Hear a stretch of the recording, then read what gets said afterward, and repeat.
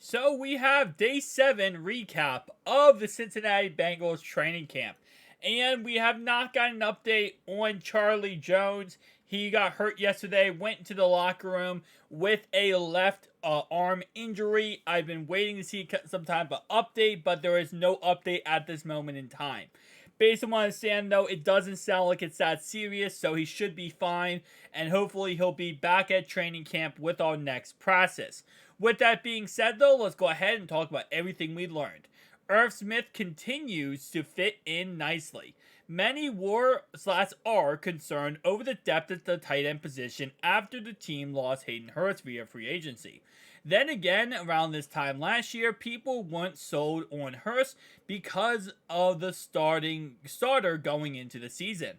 All that to say that Smith had himself quite the day finding the openings in the defense, which has been consistent theme throughout training camp. And of course, just taking a look at the highlight of what Smith did yesterday, he had a couple really good catches, and to be honest, he's not catching the ball from, Joe Burrow. He's catching it from Trevor Siemian and Jake Browning. We talked about it in the separate video, but he did come out and say pretty much that, this isn't really that big of a deal because he still worked with Joe Burrow behind the scenes to get that communication down, to talk about things, and really break down everything that they want to do together, where they can't do it on the field right now, but it doesn't mean they can't, communicate back and forth. And that's what they're doing so much. Sidney Jones starting in Cheeto's place today instead of DJ Turner. Irv Smith with 2 catches over the middle in an 11-on-11 period. So let's see what ends up happening here. And, okay, down the sideline. Actually, I was watching Tyler Boyd, my bad. I'm like, once I see Tyler Boyd, I always think he's going to make a big splash play. But not a bad play across the middle. Okay. Nice. We got Irv Smith doing some work.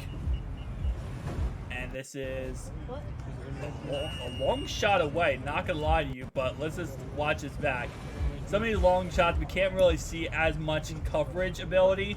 But, okay, that was still very good coverage on the play. He just caught the ball in the zone. So, a lot of times people, by the way, people look at plays and they think, oh, the zone is like, oh, they got the short on this play. Sometimes it's not really the defense got the short. It's just that they're in every zone coverage, there's wide open areas, right? That's how you beat zone coverage. That's why people like to run man coverage. Because man is your man on man. The problem is players get tired and eventually man breaks down. So zone doesn't as easily. But if you're a good quarterback, you can, pick apart zone coverage easily. Rookie wide receiver Andre finds his stride. The Princeton wide receiver that Cincinnati took in the final round of the NFL draft seems to be catching on. It was clear coming out of college that he had a physical body, had all the physical ability in the world, but he would have to take time to adjust to the NFL level. He still isn't quite at that yet, but it's fun to see and hear the progress he is, to hear that he is making progress. And yeah, he was absolutely great in yesterday's process, which, to be honest, is actually really great to hear because starting off training camp, he was actually dropping some passes. So he started off a little slow, but now it seems like he's really making progress to be a lot better.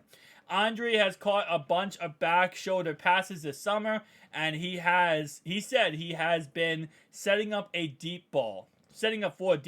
Really nice catch there on a go down the sideline. Love to see it. Big guys up front have themselves a day. The Bengals made huge news when they went out and signed Orlando Brown during free agency. This added to an already upgraded offensive line from last season that ran into just a strew of injuries to the end of the season. Now that pads are on, we can really see how improved this unit looks. And keep in mind, there was actually another scuffle between Orlando Brown and Trey Hendrickson. Not really a scuffle, more like a communication type of thing, which I thought was kind of funny, but it shows how competitive these guys really are. Joe Mixon has his best run of camp in 11-on-11s.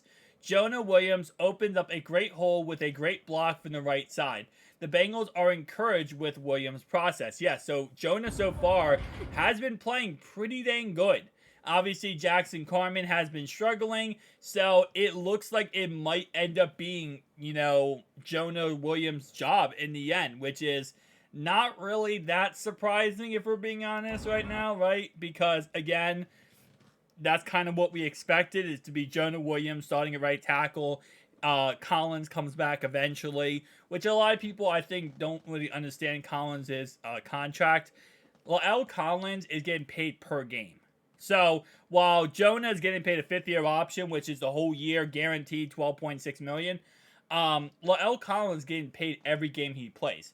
So if he only plays 11 games, he's only getting paid for 11 games. We're not paying him for the whole season. Just a little quick tip there. Trenton Irwin makes the catch of the camp thus far. Oh my gosh, this catch was crazy. Toward the end of practice, Trenton Irwin made one of the best catches you'll see in any training camp this year, and it was for 6. And keep in mind, this is after Charlie Jones went down, right? So you already are down a receiver, so you really want your receivers to step up, and I mean, come on now. Bro, this is beautiful. And this is on Cam Taylor-Britt, too.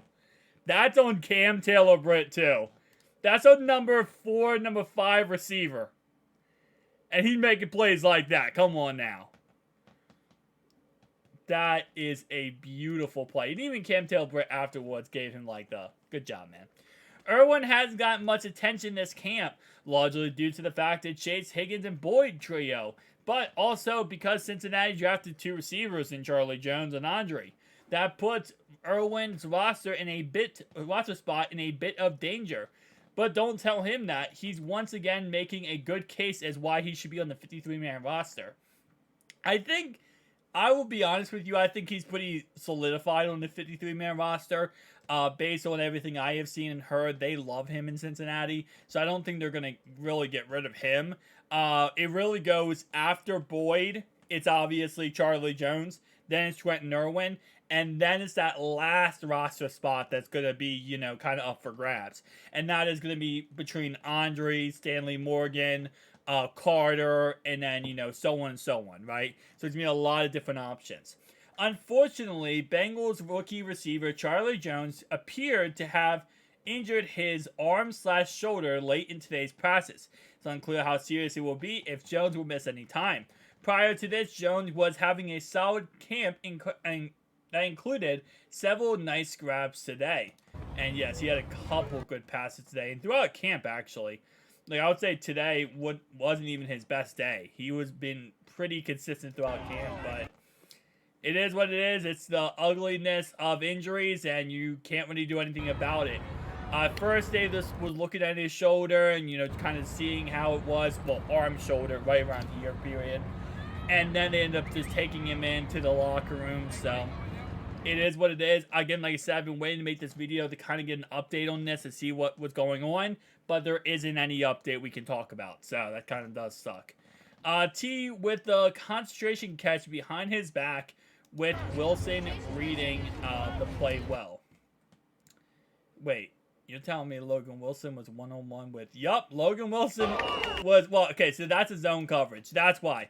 At first, I thought they were saying Logan Wilson was man-on-man with T. Higgins. I'm like, that's the mismatch. When you see that as a quarterback, you just throw that ball right away. That's not even a question. A linebacker is going against your number 1 receiver, throw the ball. But no, this is a zone coverage. And to be honest, listen, Logan was like a tad bit too short. Like a tad bit too slow, not short. A tad bit too slow. But this is a pick 6 if Logan picks this off. And this is what happens sometimes in football. You jump the play trying to make a huge splash play, and you mess up, or let's say you're a tad bit too slow, and then the wide receiver catches it, and now you look like a fool. But in reality-wise, I'd rather my guys jump a pass like this rather than not. Again, 9 out of 10 times, that's going to be picked off by Logan Wilson, and that's going back to the house. I mean, there's no one going to catch him on that left-hand sideline. So it is what it is, but, that's going to be a pick 6, if anything. When your team is flames, they will come. Who Dey Nation showed up for all practices. Especially with the Heat, I am heavily surprised you showed up with the Heat, man. I mean, I would have showed up, but I'm also like a fanatic when it comes to football, so I'm not gonna lie to you. I would show up for that reason, but that's crazy with the Heat. Guys, tell me down below your thoughts and opinions, though. This is day 7 of training camp. So, obviously, we have a lot more training camps to go before we get into preseason week 1. I will be going ahead and live streaming preseason week 1. I appreciate everyone who stopped by the live stream last night. But I will see you guys in the next one. Peace out.